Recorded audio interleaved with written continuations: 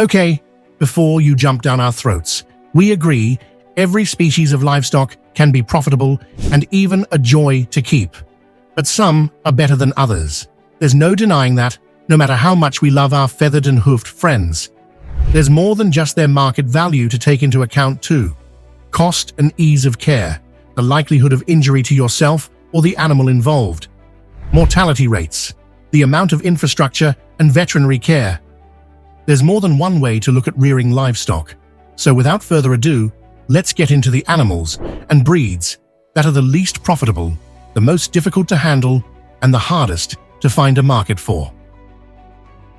Starting at the smallest and working our way to the biggest, the first mention goes to the tiny, yet mighty, little bees. You'd think that an animal that's armed with a spear would be a dangerous one.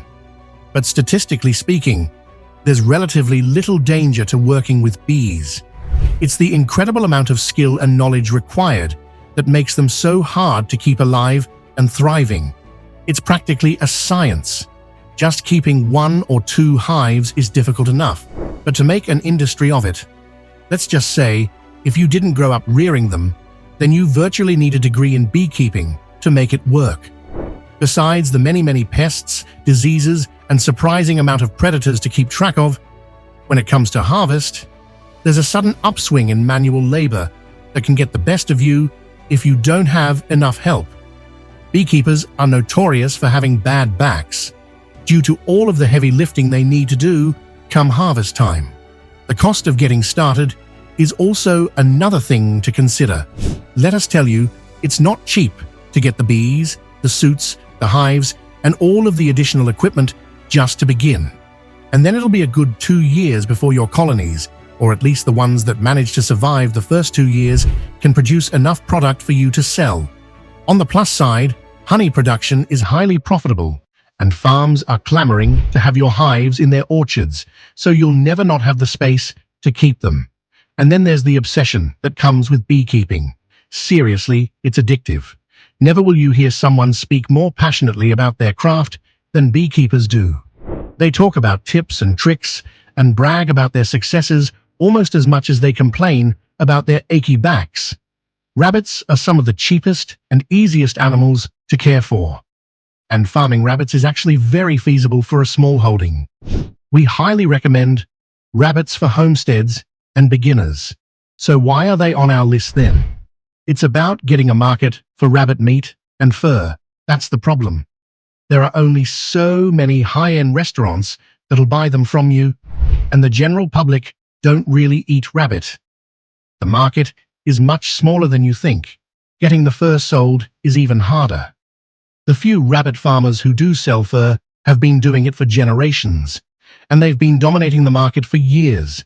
If you've got the right marketing and some good friends in important places, it's possible to make a living from it. But rabbits are best kept to fill your own freezer and as a convenient manure source for your garden than they are for a source of income. Turkeys are very much ingrained in American culture, so you'd think they'd be a more popular protein on the dinner table. But the reality is that turkey sales skyrocket during Thanksgiving and Christmas, and then it's crickets. Outside of holidays, actually cooking a turkey is a huge amount of effort. Therefore, most of us reserve it for those special occasions. So your market window is just too small to really make permanent and reliable profits from them. Ground turkey and cold cuts do have a decent amount of interest, but if you're operating on your own terms, that probably means you're doing all the work yourself. Processing meat of any kind without a factory and scores of workers and machines to do it for you is a colossal task to undertake alone. Then there's the huge chick mortality rate. They hatch, look perfectly fine today, and tomorrow they just start keeling over and dying for apparently no reason at all. Pest, disease, deformity. Nobody seems to agree why they die at such alarming rates, but they do. And that makes it hard to keep your flock size stable and consistently growing.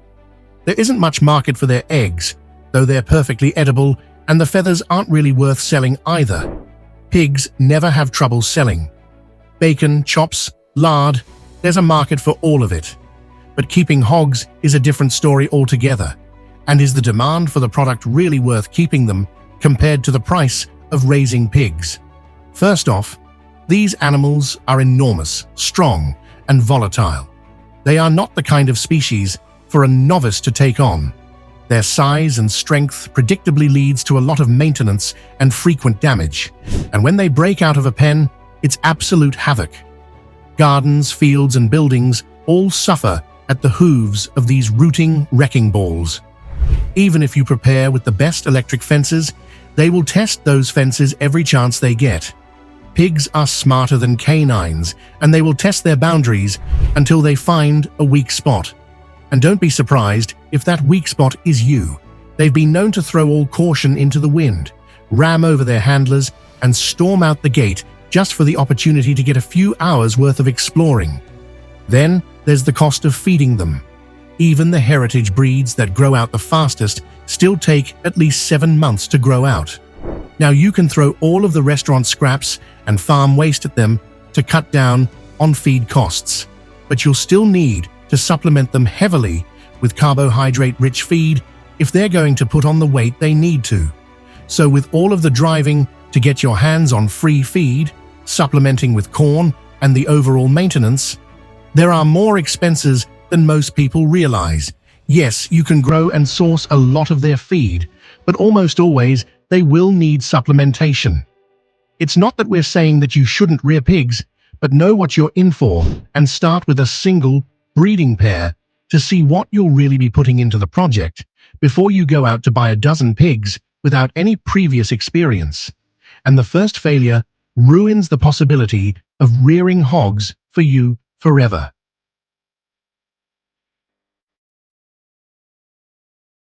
Llamas and alpacas aren't the easiest creatures to care for. They aren't as docile and devoted as the other equines, and they're cheeky beyond belief. Finding a market for the wool is hard enough, and if you do manage to get your foot in the door, it's really not profitable to keep a herd that numbers less than 2 dozen.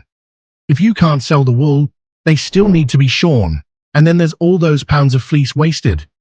You can extend your production to include the meat, but very few people in the USA eat alpaca or llama meat. It's very tasty and tender, but for most people, it's just a little too alien, so they won't even try it. They are a great deal of fun to keep as pets, though. It's never not funny to see an unsuspecting visitor get a face full of spit, and even more so when the llama prances around proudly after hitting the bullseye like it won some kind of contest. Fish farming is definitely a niche agricultural animal for the small-scale farmers. If done on a large scale, with large maintenance teams and all of the equipment and infrastructure already in place, it's very profitable. But for a guy starting out on his own, with no funding and no team to delegate the 10,000 daily tasks to, it's just an inhuman amount of work to take on for a single person. Just because you have a pond in the back doesn't mean you can farm fish in it. You need tanks, filters, more tubing than you'd think was possible, thermometers, antibiotics, specialized feed, and more regulations to adhere to before selling your product than any other animal on our list. People go to college to study this kind of thing. That's how complicated and in-depth the science of fish farming goes. The sheer amount of capital you need to go into it is just mind-boggling and realistically not attainable for everyone. The amount of resources you put into it means that you can't have the option to start small and work your way up. You need enough product to turn a profit right out of the gate if you have any hopes of making ends meet. And like bees, farming fish is a labor of love. Some of us just thrive when the equations of pH levels and acidity and whatnot are keeping us constantly fiddling with dials and mathematical musings. It's terribly complicated and deliciously fascinating. But it is not for everyone, that's for sure. But since we're on the subject of passion farming, we have to look at horses. Breeding horses requires a great deal of infrastructure.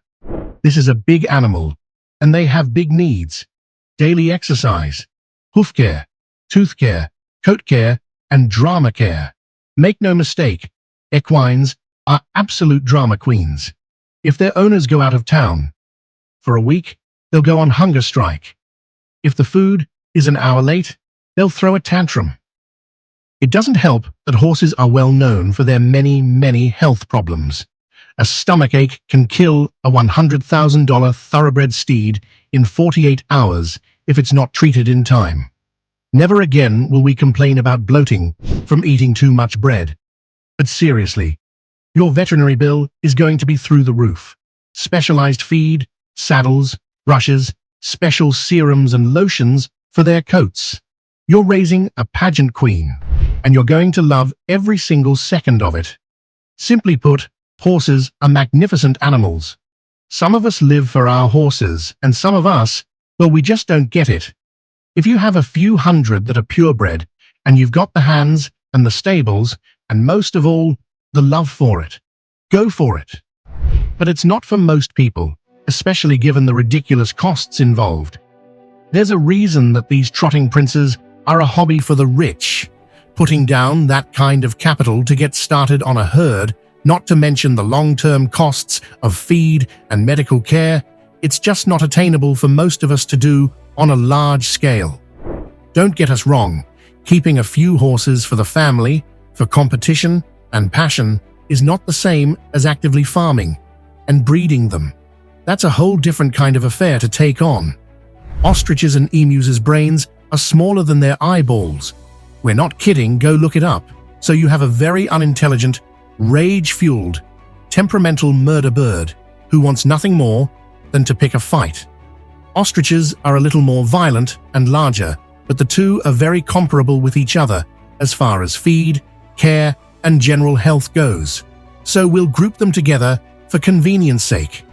Think of a pterodactyl with 4-inch long talons that deems everyone and everything an enemy. The object of its fury doesn't even have to be a living being. If they're in a mood, they'll attack a tree to get those frustrations out. And there really isn't much of a market for them outside of their regions of origin. Ostrich meat is eaten in Africa, but even then, it's not an everyday occurrence. So ostrich farms are mostly there to satisfy the tourism industry. The feathers of both birds are highly sought after for the production of feather dusters and as craft supplies. But the eggs, though very much edible, are way too rich for most people's tastes. Most of the time, the eggs are drained, the contents of which is thrown away or fed back to the birds, and only the large shells are sold as decorative items. So all of the markets for their products are very selective. But they are entertaining, we can give them that, and almost everyone that's ever owned either bird, even just as pets, genuinely loves keeping them. You have to have a sense of humor, and maybe even a death wish, but there will never be a dull moment, or much money to be made. We couldn't end this list without mentioning the world's most successful escape artists, the mighty and feisty goats. Every single homesteader and smallholding who's ever kept goats will tell you that these are the naughtiest, most destructive, and absolute barbaric animals that you can possibly try to contain. Like that one drunk uncle at family reunions, you just never know what these reckless creatures are going to get up to next. The thing about goats is that we try to pen them because most of us don't have unlimited grazing space. But keeping them penned can be a nightmare. They need space to run off that energy, pick fights with each other, chase their guard dog, and to climb trees. Yes, friends, they can climb trees, fences, and buildings. Actually, they'll climb anything that's stationary for long enough, even your car. If they are left to roam, they will eat and poop on everything you love. Garden's gone, clean porch is gone. Well, I'll just get one. Don't do it. Goats want friends. Without a herd, their health will start to suffer too, and they become more destructive looking for friends, even if they have enough space. Besides, what's raising a little hell if you can't have a buddy to share the insanity with? We really do love goats. They bring all the meat, milk, and antics that make them hard not to adore. But they are an open-air and wide-space animal. And we really should stop being surprised that they are so famously disastrous to own when we try to keep them stationary.